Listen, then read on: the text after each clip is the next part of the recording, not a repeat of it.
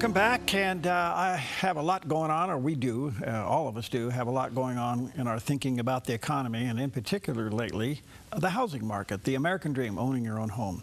Well, perfect timing to get back to somebody that I have high regard for. Professor Michael Busler is with us. He's a public policy analysis professor of finance at Stockton University in New Jersey. He does have a website, muckrack.com/Michael Busler, and there's a picture of that landing page. Highly respected, and we're honored to have him when we get a chance to sit down with him. Professor, good to see you, friend. How are you? I'm doing very well, Harry. Thanks for having me. Always my pleasure to be here. Well, you're the man. When I grow up, I want to be like you.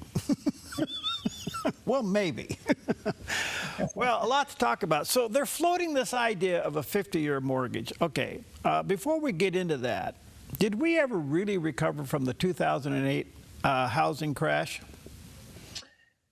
Not really. And we haven't been building enough houses really to keep up with demand, which is the reason the prices are going up so fast.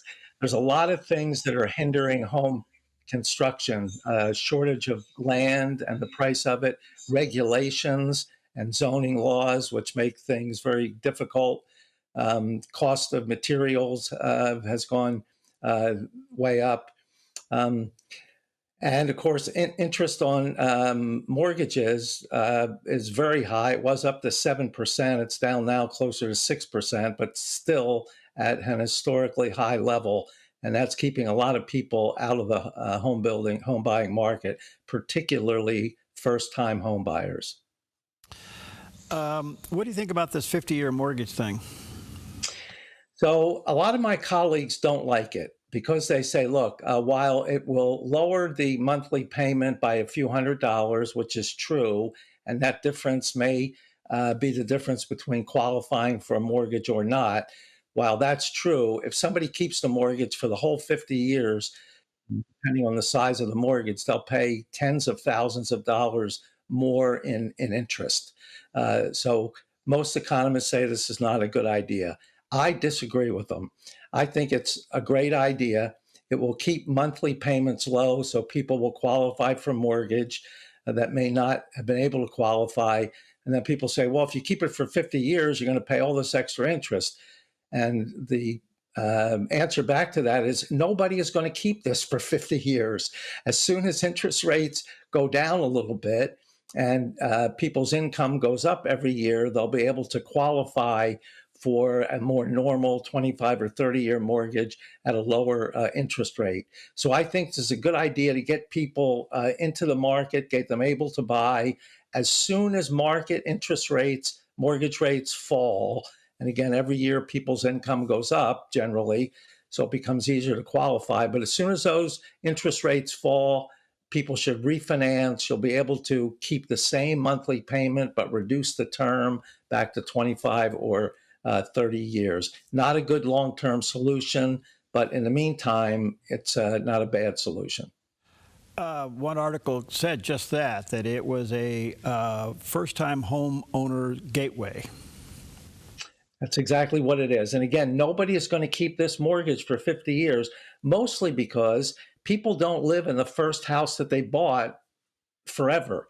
Usually people buy a starter home, your income goes up, maybe your family starts to grow, you move into a little larger home. Typically, and there's a lot of variation here, but typically the third house that somebody buys is typically what we call your forever house, the one you live in, raise your family and stay in for a number of years. But even that one, you're not staying in for 50 years. Most likely, people will stay in for some amount of time. They may have to move, change jobs. Anything could happen.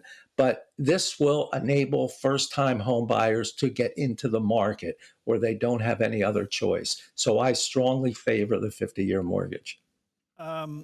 Do you see in the foreseeable future, Professor, any significant lowering in the mortgage rate? So significant. The Federal Reserve has cut interest rates.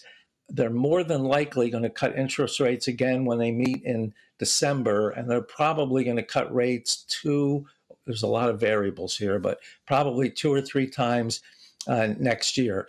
Now, the mortgage rate has been a little slow to follow that. Mortgage rates had peaked out about 7%. They're down in the 6.2% range now. But I think over time, in the next year, you'll see the mortgage rates going down. And already I'm seeing some rates in the 5.5%, particularly if you take a 15-year mortgage, as rates as low as 5.5%. So interest rates will come down. Mortgage rates will follow. It may take some time for that to happen. I read the other day, and I don't know if this is legitimate or not, that because of the rates and trying to help people get into the home ownership market, that some large builders and developers are considering their own mortgage companies. In other words, they will sell a home and carry the paper. What do you think about that, number one? And number two, legally, can they do that? They can. So a lot of large builders, because their potential buyers are having such a hard time getting mortgages, form a mortgage company. Now it's got to be, it's a for-profit venture, so they have to make profit. But if it'll enable them to sell a house that they may not have otherwise been able to sell, even if the mortgage company is not as profitable, it'll help the building company to be profitable. This is not something that is brand new. Large building companies have done this in the past. Now, most of them don't like to do it because they don't have expertise in mortgage lending. They have expertise in building. But there have been times over history where companies have formed their own mortgage company, and that's enabled them to sell their houses and have their company grow. I don't think this is a bad idea. And if it makes sense for the building company, and you have to look at everything that's involved, and it helps the building company sell houses, I think it's a good idea. Okay. You mentioned early on, I realize rates are part of the problem, length of terms and all that's part of the problem. But the real problem is housing shortage. Yeah. And primarily the things that feed this shortage is A, the cost of building houses, and B, regulations. Is there ever an end to the nonsense? Oh, I hope so. A lot of zoning laws are very restrictive and limit the amount of housing that can go into a specific size piece of ground. Now, some of that is changing. Many municipalities are coming up with smaller building lots. Lately, some municipalities have allowed an additional home to be built on your lot. Now, legally, it gets a little sticky. But if you want to build like a mother-in-law suite or something on your house, a small 1 or 2 bedroom kind of house, they're allowing that to happen. What we need to do, a couple of things. One, land costs are too high. So the Federal Reserve, the federal government rather, owns millions of acres of land. Some of that they're talking about releasing and selling to builders at a relatively low price, and that will help with the development. The second thing is we've been building houses by the same technique literally for 100 years or so, what they call post and beam construction. That's relatively expensive. And we want to look at other ways we can get the cost of building down. So one way the market has reacted to that is by constructing modular houses. So modular houses are built to the same specifications as a site-built house would be, except the house is built in a factory, shipped out to the site, lifted by a crane, typically by pieces, and houses are built. It reduces construction costs by as much as 10%, and more importantly, it reduces the time to build. If a typical house from groundbreaking to certificate of occupancy, let's say, took 9 months, the modular house you can probably do in 4 or 5 months. So that reduces the amount of time that the builder has a construction loan, and again, should reduce cost. And lastly, the cost for building permits has skyrocketed. In some municipalities, you can spend $4,000, $5,000, $6,000 just to get the permit. They've got to get that cost down too, and that will help to bring overall cost down. So a few things that we can work on to bring the costs down. We're also going to have to start building smaller houses. And that's obviously a way to keep the costs down. The idea is to get people into their first house. Once you get into the first house, you're sort of in the game. And if real estate goes up in value, your house will go up in value too. You build up some equity, and that enables you to move into a larger house the next time. This modular prefab building, you're seeing more and more of it. Are there parts in the country where it's taking off? Because we don't see it much here in the West. Well, so I live in New Jersey. The modulars that we build here come from Pennsylvania, near State College, near Penn State. The labor costs there are much lower than they are in New Jersey. So even when you add in the shipping cost and the crane and the set crew and that sort of thing, it still comes in much cheaper. So I know in the East Coast, in Pennsylvania, New Jersey, New York, Maryland, Delaware, I know there's a lot of modular construction going on here, and it is helping to keep the costs down and get more people into a first-time home. One other quick question, Professor, before I take a break. The Trump administration has used the term tri-merger requirement. What is that? I'm not sure. I'm not sure what that term means. Tri-merger requirement. Yeah, they were using it as it relates to housing and decisions that, for the priority of housing markets and stuff like that. I saw that and I go, well, that didn't ring a bell in my head. So if you don't know, then it's not worth anything. I'll have to look that one up.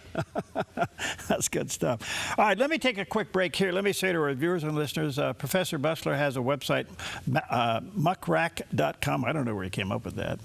I don't know. He had too many French fries one day. muckrack.com/Michael Busler. We'll be right back.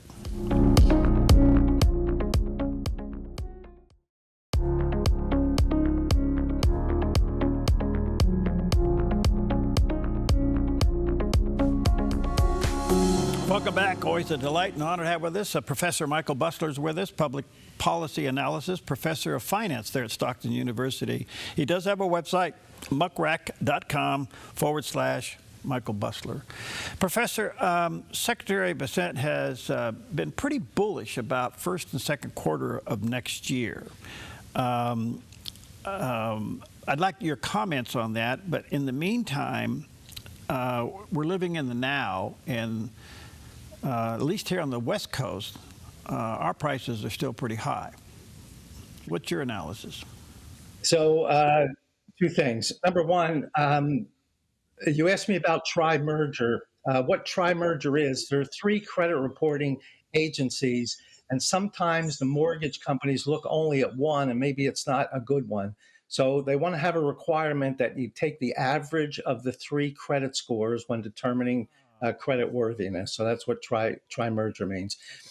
Secondly, what about the economy going forward and inflation? Now, we haven't gotten any new inflation numbers because the government was shut down. They did put out a producer price index for the month of September today, 0.3%, so a little higher than we'd like.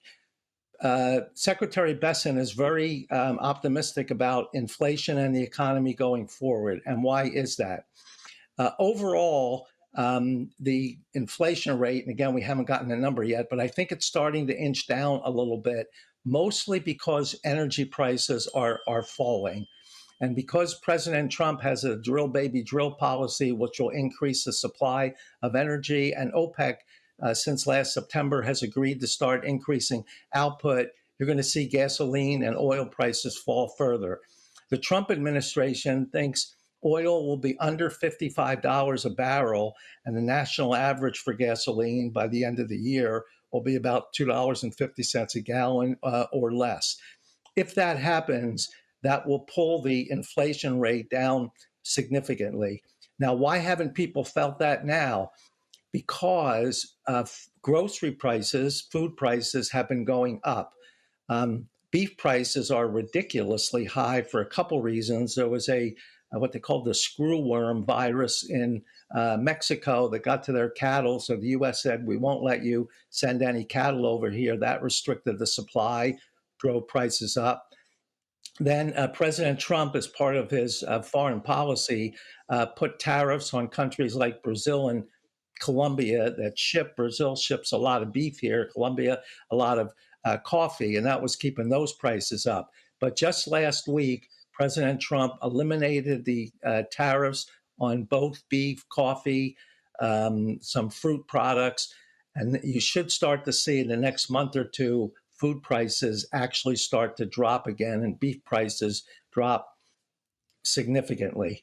So overall, we expect the inflation rate to start to trend downward. President Trump says by the end of next year, the inflation rate, as measured by the Consumer Price Index, will probably fall down to 2% or less. And recall in his first term, that's about where the inflation rate was. In fact, when Trump left office in January of 2021, the inflation rate on an annualized basis was 1.4%.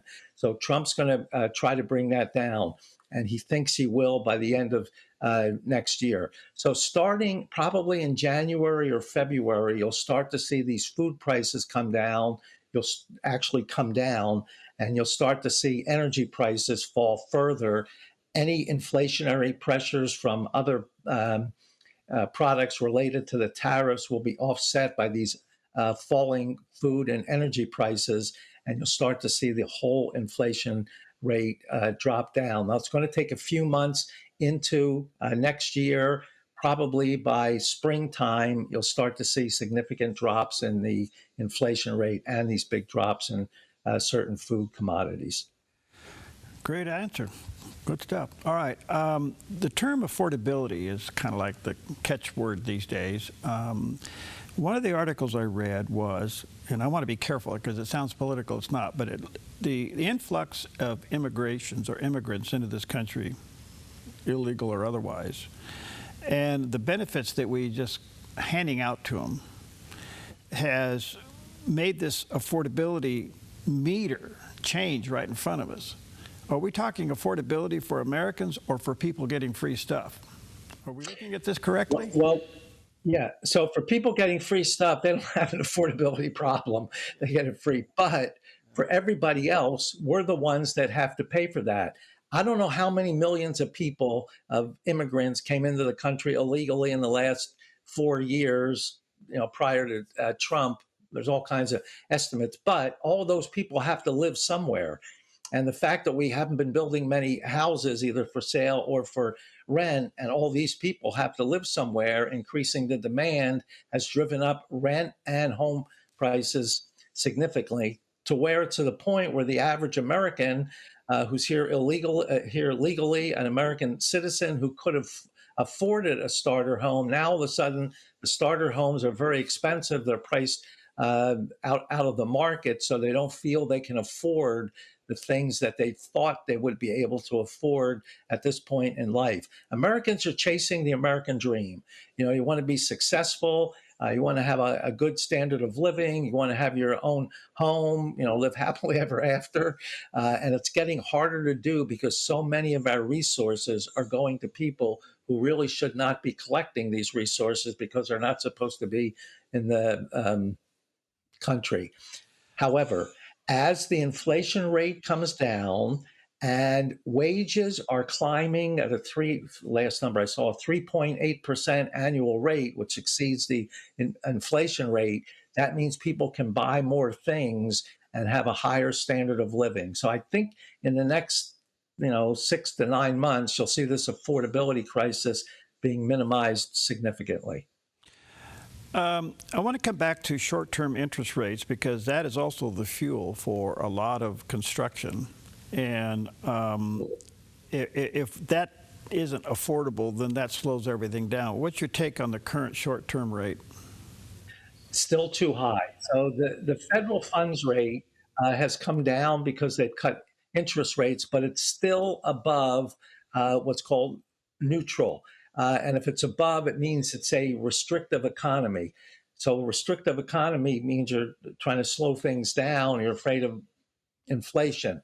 But if the inflation rate is coming down, there's no need to have these high interest rates anymore.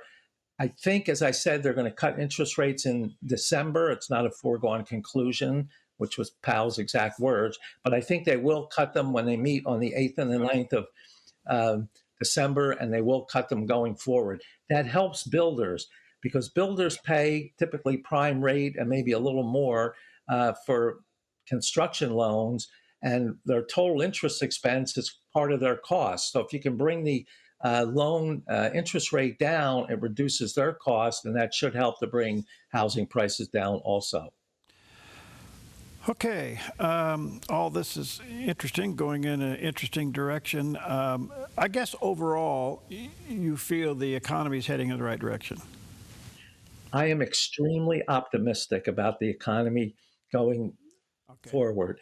All of this foreign investment is coming into the country, trillions of dollars, where Trump said, look, I'm putting a high tariff on anything you build in your country and ship over here. So a lot of companies said, I want to avoid the tariff. I'll just build it here in the U.S. That should create a manufacturing boom.